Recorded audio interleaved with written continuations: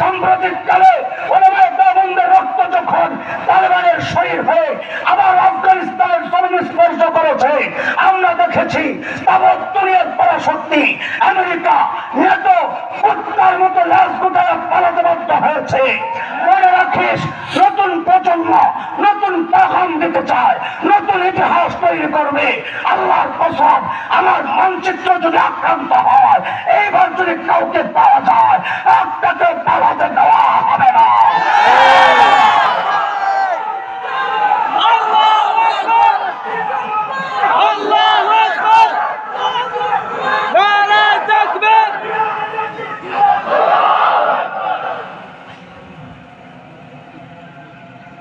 মাঝে মধ্যে বলা হয়,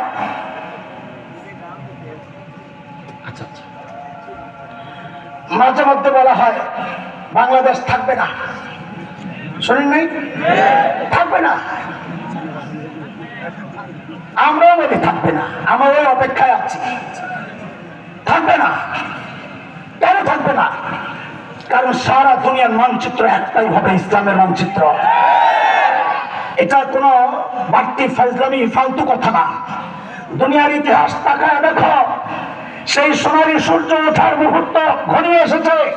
তাকায় দেখো, সিরিয়ায় কালিমার পতাকা উঠে গেছে, আফগানিস্তানে কালিমার পতাকা উঠে গেছে। আমার দেশ দখল করবি, তোরা ঘোরার দিনের কথা বলিস। আমরা তো স্বপ্ন দেখি ইনশাআল্লাহ খুব শিগগির দিল্লির লালকেল্লায় আবার কালিমার পতাকা যুবক প্রস্তুত আছো তো ইনশাআল্লাহ? রক্তের দরকার হলে রক্ত দিতে প্রস্তুত আছো তো ইনশাআল্লাহ? মালের দরকার হলে মাল দিতে প্রস্তুত আছো তো ইনশাআল্লাহ? মানচিত্র রক্ষায়, ইমান রক্ষায়, স্বাধীনতা সার্বভৌমত্ব রক্ষায় যদি ডাক আসে, কল্লা দেওয়া দরকার। কে আল্লাহর রাস্তায় কল্লা দিতে প্রস্তুত? হাত উঠায় দেখাও।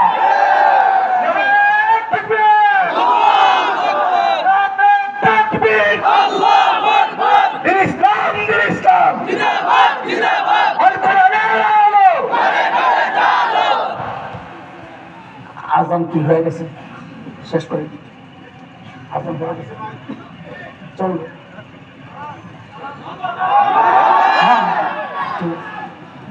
আল্লাহ, ওই চিল্লাম দিয়ে ভুলে গেছস তুই হযরত সাঈদ গেছেন ওমরের কাছে, মনে আছে? হযরত ওমর কয়, বাপরে বাপ, বেটার কই